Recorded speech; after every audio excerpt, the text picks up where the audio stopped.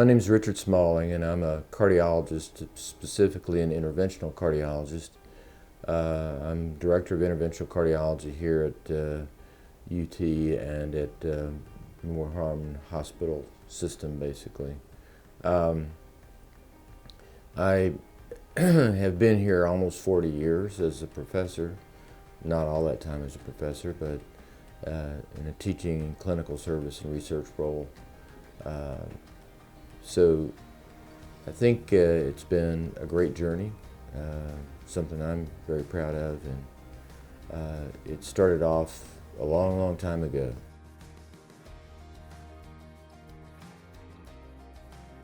You know, I started out in aerospace engineering, because none of us really knew exactly what we wanted to do, but the space program was exciting at that time when I went to school. And I'd also done some skin graft experiments in frogs in junior high school for a science fair project, which didn't make any sense at all, but won a prize. And my mother always wanted me to be a doctor. My father is an engineer, and I was sort of torn. Ultimately, after my 4 years of aerospace engineering, they had a job fair and nobody came. And so those of us who were there just tried to figure out what we were going to do next. And one of them said, well, I'm going to go into biomedical engineering. And I said, well, that sounds interesting. And that night, actually, there was a lecture from a fellow from the NIH on the total artificial heart. And so I went there and listened to him. It was fascinating. I said, well, that's what I'm going to do. So I got my master's degree exploring viscoelasticity of human blood, which was a discovery, and it was important, and it actually led to a lot of other things in my life. At that point, I decided, well, I think I really want to go to medical school. And one of my co-students in the biomedical engineering program was a guy named Peterson, and he said, I'm going to medical school at UT in Houston. It's a brand new school, and it's very innovative, and it's exciting, and he actually was, I think, in the first class. And he ended up being farmed out to Southwestern UT for the first 2 years and came back. And I basically went to an interview at the Student Center at UT, and Tom Dishberger, who was then the head of admissions, had come, and I explained to the best of my ability why I wanted to go to UT Houston and why I was really special, and having an engineering degree and a master's degree, and I could contribute, blah, blah, blah. I basically think I talked myself into admittance in this class of about 40 people. So that's sort of what happened, why I came.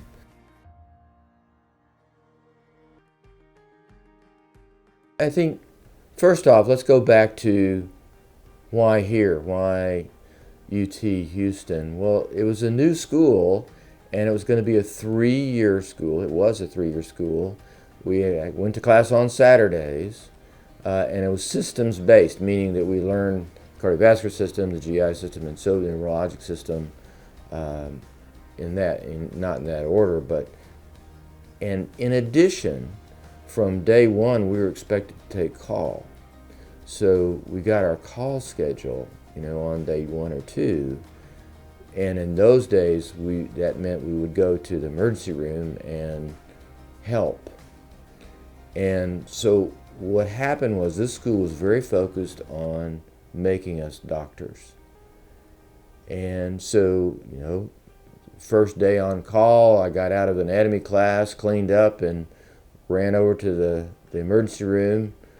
And a couple of us were on call, and so we took turns sewing up people and became doctors that day. So almost from day one, we really took care of patients. And beyond that, we also were, we had to go into doctors' offices, and we were assigned a doctor, and we'd go see patients with that doctor. So the school was very innovative, and it made us really good doctors.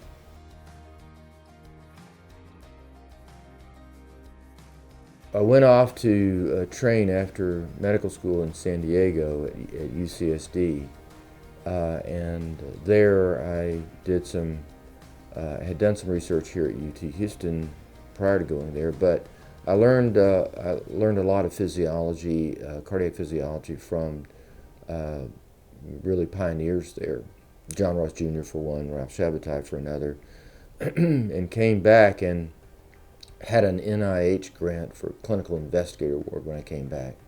And so I was able to go into the animal lab and do basic cardiovascular physiology and research, which led into left ventricular support, artificial heart research, and also early treatment of heart attack patients. So all of those things, both in the basic laboratory and in the clinical arena, have paid off handsomely in terms of generation of new knowledge, defining new treatments for heart disease, and in fact it eventually led to me forming a company to build a left ventricular assist device called Windmill Cardiovascular Systems.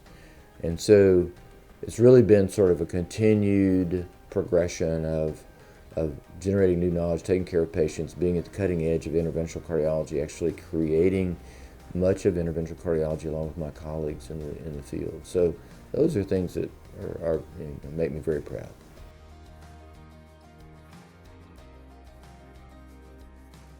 In the early days, we were cordoned off into pairs of 4, typically for our cadaver lab, and so folks across the hall from me and in our group got to know each other very well, and then there were other people in the group also that seemed to gravitate toward each other, and we became sort of a cohesive unit. On Saturdays we'd come to class, and at noon class would be over, and a number of us would go over to Rice and play softball on one of their fields, and have soft drinks and play softball and tell stories. And a lot of us went to dinner with each other, had people over to our houses or apartments and so forth. So it was a very strong bond because we were sort of the new class, and there were only about 40 of us, and we got to know each other very, very well. And many of us have maintained contacts through the years.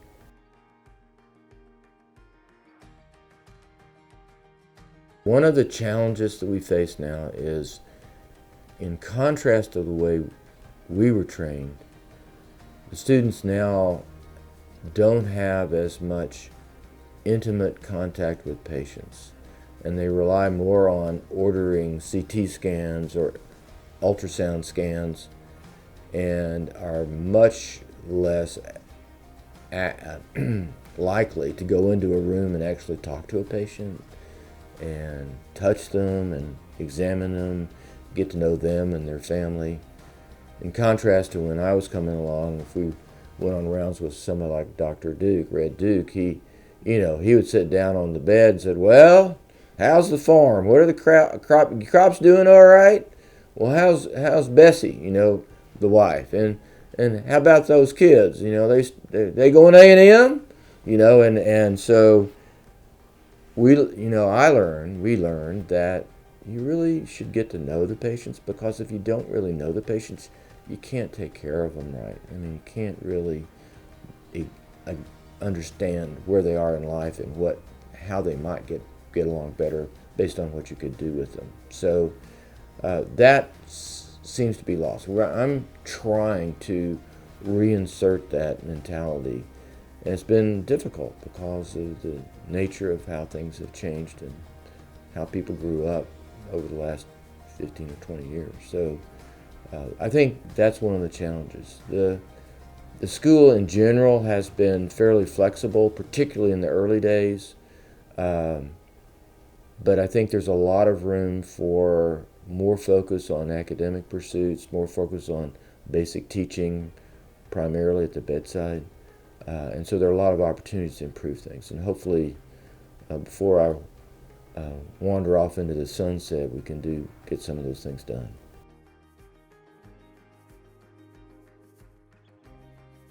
It's gotten bigger. So the class size is We started with 40. We're at over 250, I guess, now. So it's a lot bigger. I would say that getting in with the Memorial Hermann system is going to be productive. So that's really expanded the horizons. I think that there's some opportunities for free association and changing things. Schools of this age tend to be in the always has been, always will be mode rather than how can we do things better. And I think right now we need to focus on are we where we really want to be and can we do things better, and hopefully we'll be able to do some of those things. So here you see a picture of our little reunion.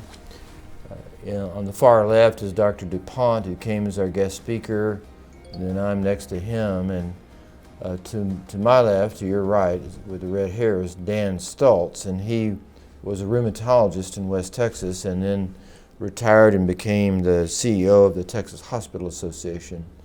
And subsequently, he's moved on and retired from that as well. To his left is Dr. Dan Turwelp, who's a pediatrician in Austin, Texas. To his left is Dr. Mike Henderson, a family practitioner in Childress, Texas, and he also is a lay minister. And so he not only does he marry couples, he delivers their children and then also delivers their funeral address. So Mike is multifaceted. And then to his left is Dr. Dan Atkins, who's a pediatric allergist at the University of Colorado in Denver. So diverse group, but we're still all good friends, and it's been a special ride through these years, starting in medical school.